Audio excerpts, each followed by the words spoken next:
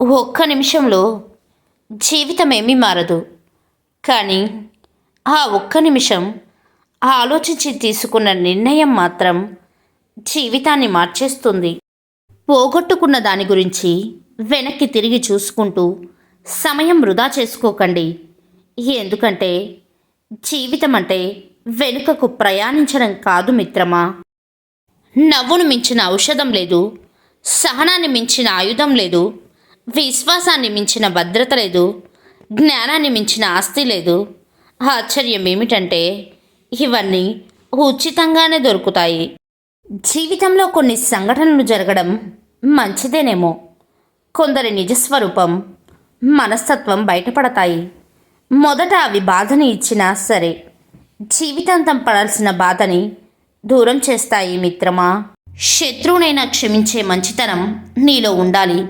మంచిదే కానీ క్షమించాను కదా, మారిపోయి ఉంటారు అని మళ్ళీ చేరదీసి మోసపోకు.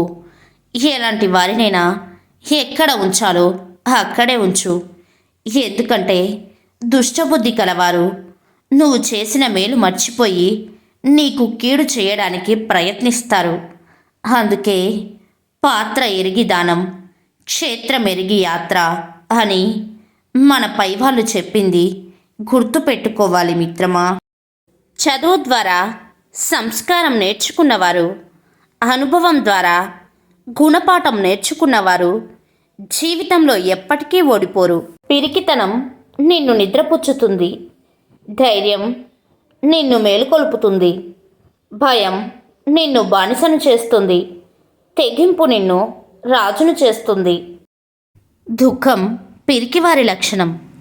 మనిషిలోని శక్తి సామర్థ్యాలను నశింపచేస్తుంది. ఆలోచన శక్తిని, జ్ఞానాన్ని నశింపచేస్తుంది. దుఃఖాన్ని జయించిన వారు విజయం సాధిస్తారు. ఒకరు నీకు చెడు చేసినంత మాత్రాన నువ్వు వారికి చెడు చెయ్యనవసరం లేదు. వాళ్ళే చెడిపోతారు.